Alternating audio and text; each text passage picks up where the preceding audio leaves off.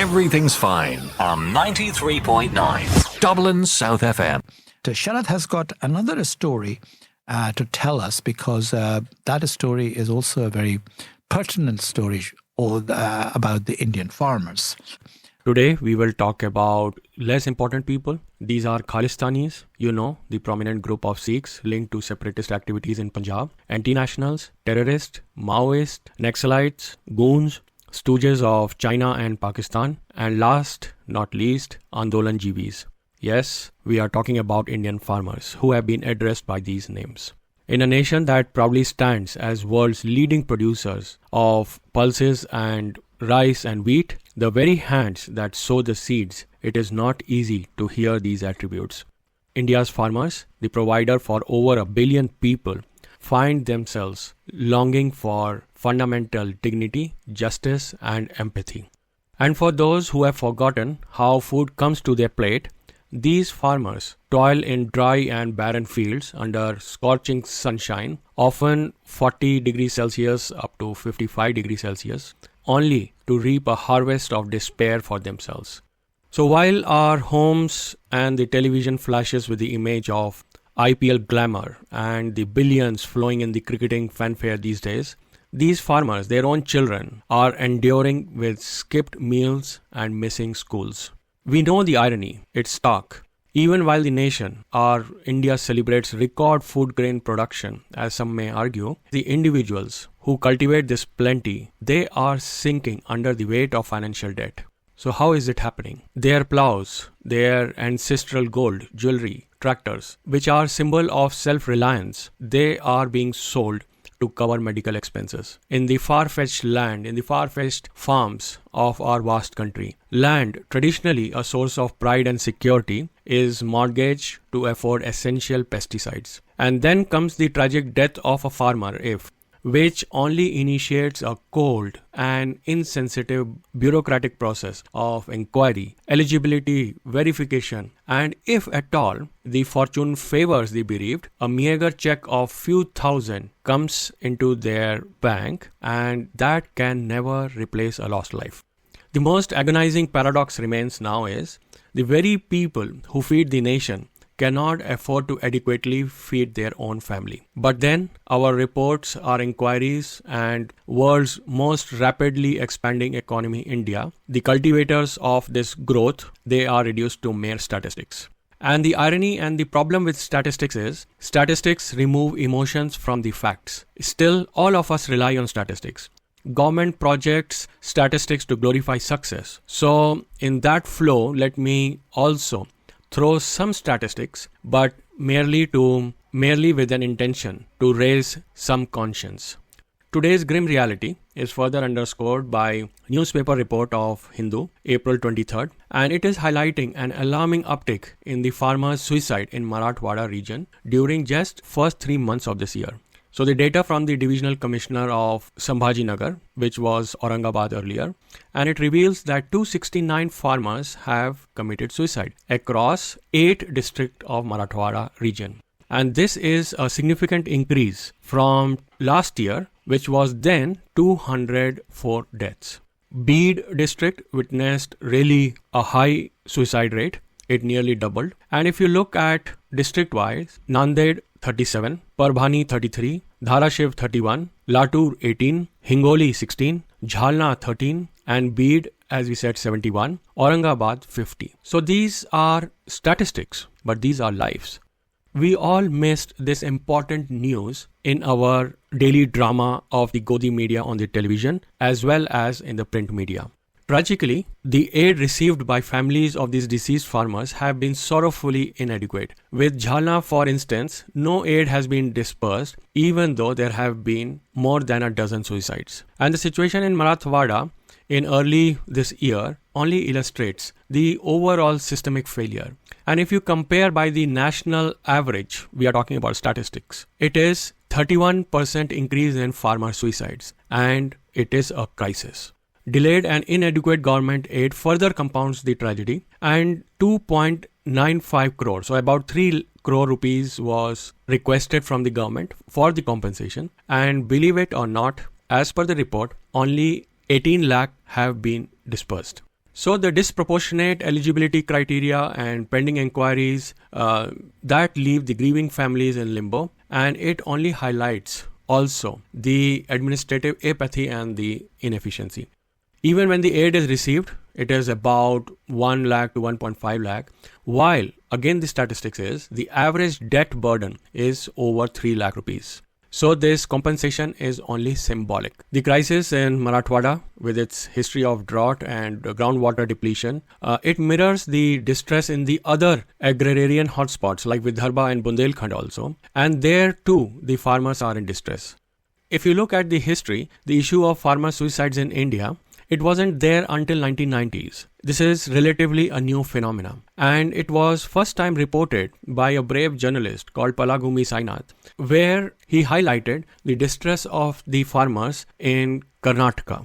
Although historical records do indicate that the farmer distress and the extreme hardship they undergo, it extends to colonial era, and that too with those land taxes and the devastating famines.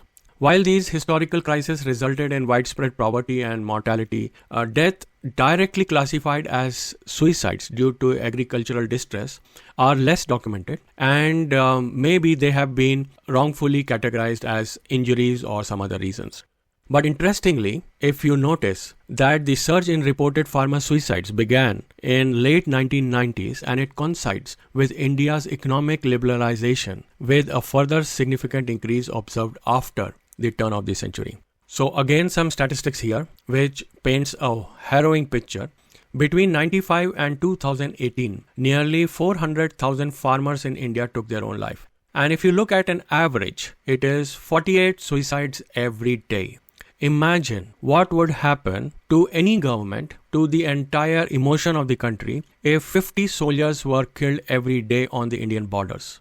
In 2022 alone, more than 11,000 individuals in the farming sector, of which there were agricultural laborers and farmers together, they committed suicide. And again, if you look at the average, national average, death due to profession, farmers account for more than 6% of deaths by suicide. And further, the suicide rate among the Indian farmers is 47% higher than the national average.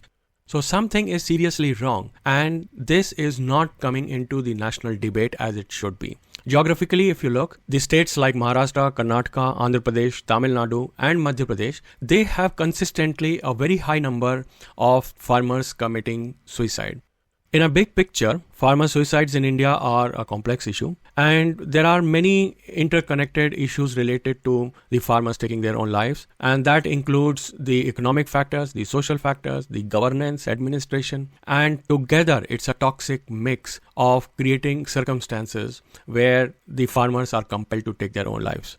Economic distress is a primary factor, and it is characterized by crushing debt burdens incurred from loans. And why these loans are important? Because the loans have become essential to get seeds, fertilizers and pesticides, while it gets further worsened due to dependency on the monsoon and the climate change. Here comes another factor, the rising cost of essential inputs like the genetically modified seeds.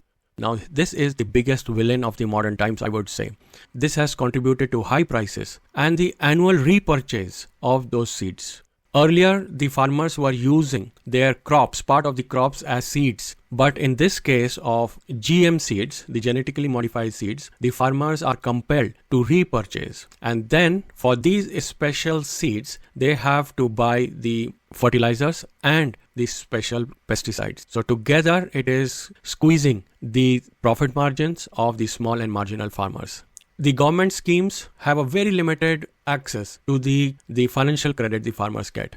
Therefore, the farmers turn and rely on the exploitative and the informal lenders, while the land fragmentation continues, and therefore the productivity and the income potential decreases.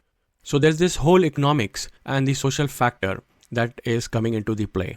India is a traditional society, and then there are family issues like illness and the pressure of social obligations like marriage and traditional festivals. They too contribute to the financial strains and the mental stress. There is a detrimental social stigma and humiliation associated with the financial debt. But the government policies and the administrative issues are not helping much. If you remember, the current government had a slogan of doubling the farmer's income. Where is that? Inadequate irrigation facilities, that's impairing reliance on unpredictable monsoons, and issues like minimum support price that do not benefit or provide the intended protection to the farmers. Although there are many schemes, but they are all in a bad shape. The Pradhan Mantri Kisan Samman Nidhi that provides a direct income support of roughly 6,000 rupees annually, about 60 euros annually. So out of 12 crore farmers of India, about 123 million, 98 million, 9.8 crore farmers get the benefit of Pradhan Mantri Kisan Samman Nidhi scheme. But the challenges remain in identifying the beneficiary, and there are leakages. The other scheme, which came with lots of fanfare, Pradhan Mantri Kisan Man Dhan Yojana, which was supposed to offer a pension, old age pension to the farmers of India, only 2% have been registered. So while the government can claim the success of the scheme, on paper, the ground reality is dismal. Similarly, Pradhan Mantri Fasal Bima Yojana, Kisan Credit Card Scheme, Pradhan Mantri Krishi Sichai Yojana and Soil Health Card. These are schemes which do not make any difference to the livelihood of the farmers. The irony is that India, despite boasting the highest arable land globally with 50% of the landmass cultivable, faces a profound paradox of productivity, growth, economic value and the financial status of the farmers. The continuous loss of life is a devastating cost of failing to address the deep-rooted flaws in Indian agricultural landscape. Then there are foreign university-educated politicians who want to change the landscape of India's economics from an agricultural society to a service-oriented economy, and that failure of policies and government's resolve to take care of those who feed the nation is astonishing.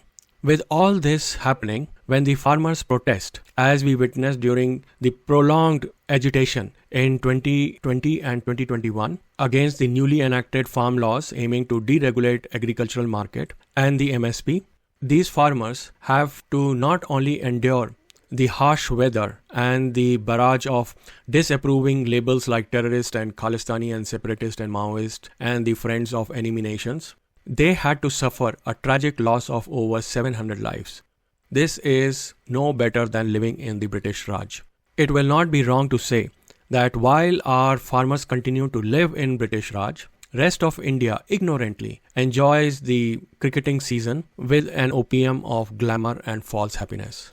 Something needs to be done for the farmers of India. We cannot let them die. We cannot let them commit suicide. We cannot ignore them. With those thoughts to ponder upon, I leave you until next week. Stay safe, stay informed, and dutifully ask questions. Bye for now. 93.9 Dublin South FM. Indeed, this is Dublin South FM. Welcome back to the programme. And another heart-wrenching story about the farmer's suicide.